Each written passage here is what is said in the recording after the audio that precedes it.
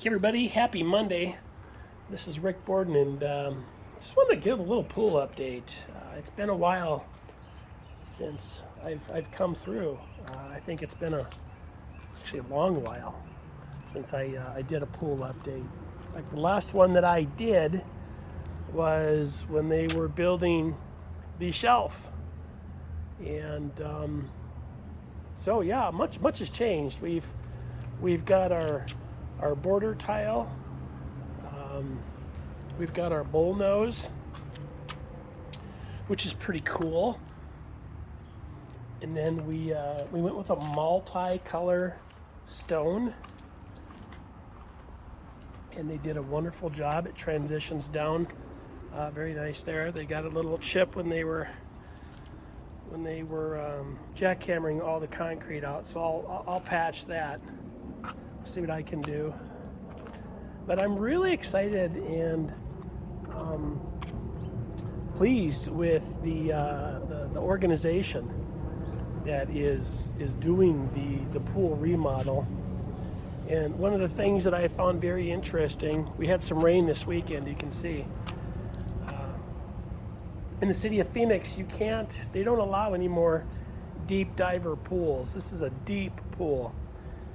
They don't allow any more deep divers permits. It's just the play pools. So we feel blessed. We feel very fortunate that we have a pool that will still stay cool on the bottom. And during the process, you can see this little curb that mirrors and goes all the way around. That went from here over to this post, and then it went from the post, there was a return going to that corner, and then there was a return here, there. So I dug out the block, the retainer, you can see there. I dug that out. And what we did is we added this space here. And one of the main reasons, this is our last house. So as I start getting older and we have older guests coming, just walking through here before was kind of an issue. But before we didn't have this smooth tile. We had the old-fashioned California curb. So it really wasn't conducive for walking. So Leanne had a great idea. She said, let's just open this up and we'll pave underneath here so everything is all one level. We don't have all these blocks. And then we wanted to create this little patio sitting area for morning sun. We're going to make this into an outdoor kitchen. Have ideas as far as what we want to do, how we want to do it. But initially I'm thinking I want to cut open a space in this pool shed and convert it into an outdoor kitchen area with misters and our grills and stuff. And then this weekend we're like, well, what the heck? Why don't we build a little bridge of this stone and we'll transition over into the garden. So, that just things you have to be kind of flexible when you're doing stuff. And as a contractor and a builder's representative, when I did new construction homes, we understood that process. We knew people were going to make changes because as things started to get built and get developed, and if they have a creative mind or imagination, the ideas are going to start popping up. And I think it's responsibility that the owners also have to know, the clients, the customers have to know that sometimes things can and cannot get done in this marketplace that we are experiencing right now. And it makes it really tough sometimes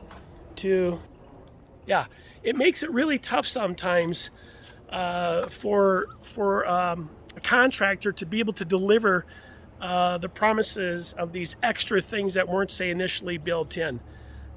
And right now we're seeing lumber prices going down. We're still seeing rushes on different things. We're seeing a lot of we're seeing a lot of market demand. There's a lot of projects happening. So if you're a consumer, be super, super patient with these contractors. If you're a contractor, let people know on the front end everything that they might possibly want. Do drawings, do graphs, walk the property, walk the project. And if they say no, then you're cool. But when you need to go to order your products, like the block, for instance, when you need to go order that stuff, it may not be there. It just may not be there. So that's one of the things that we're looking at is I had a conversation with Leanne this weekend, and I'm like, we like this block. We know we have future projects. How about I call the block company and find out, is there going to be a mad dash on this? Is there a big rush for this? Is it something that sells out quickly? Is there pressure on the organization to build this? Are materials available? You just need to find out. So that's what we're going to do. We're going to find out how readily available this stuff will be, hopefully in the next year or 2 or 3 years. If there's any hesitancy whatsoever in the manufacturer's thoughts on stock, we most likely will go through our project here at the farm, measure out the square footage of what we want, and pre-buy this stuff and just have it delivered to the farm here. And we'll cover it and we'll store it until we're ready to ensure that we want to have a consistent looking project throughout. So we know we're going to do our front patio. We know we want to do the sidewalk. There's just a lot of things.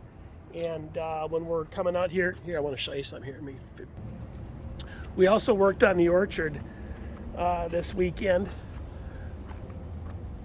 And there's just a lot of stuff going on. So you can see I ran a line all the way down. I'm just in the process of a dry fit here. I have a bunch of seeds. I've got onions, I've got lettuce, I've got kale, I've got turnips. We have a bunch of stuff in seed under light right now inside where the microgreen business is. And we're going to get this stuff seeded. So we've got a lot of soil that was removed, a lot of native soil that we can amend and add our supplements and composts to it, and then we'll add our compost teas to this so that we have a really nice healthy area. And then many of you have asked, you got a greenhouse, Rick, when's it going up? Well, it's going up. I haven't started it as of yet, and we are going to put it over here on the other side. It's a 20 by 48, and then we have to cut this tree down, and then we're going to, let me swing over here. See that shed on the way down there in the back? We're going to move that, and it's they have to have a crane come in to do it. So they're going to move that, and they're going to put that over here where this tree is. That way I have a shed that I can go from the greenhouse to the shed for the tools. We'll have power out there, we'll have water out there, and we're scaling, and we're trying to do things right. We've never done this before. We watch a ton of YouTube videos, but there's just a lot of opportunity here to thrive in an uncertain environment, and we are certainly moving into an uncertain times of uncertainty. Our economy, our leadership, this administration, past administration, there's just all kinds of stuff that everybody's, dealing with. And there's no one right way, but we have to find a happy medium and a happy middle ground to be able to thrive. And we can't count on others for our ability to thrive. We have to take things into control. We have to set our own destiny. We've got to have the vision. We've got to have the balls to do what we say we want to do, and just to have the freedom of self-expression to be able to do the things we want to do, to serve our family, and then also to serve others as well, because that's what God really wants us to do is as well. So, hey, this video has gone a little extra long. It was a request from one of my friends in my network, Russ Emerick. He's like, "Where's the pool update?" So this got a little lengthy. Anyway, to everybody, take care. Have a blessed day. This is Rick Borden with Scottsdale Farms in Scottsdale, Arizona, 85254. Bye-bye.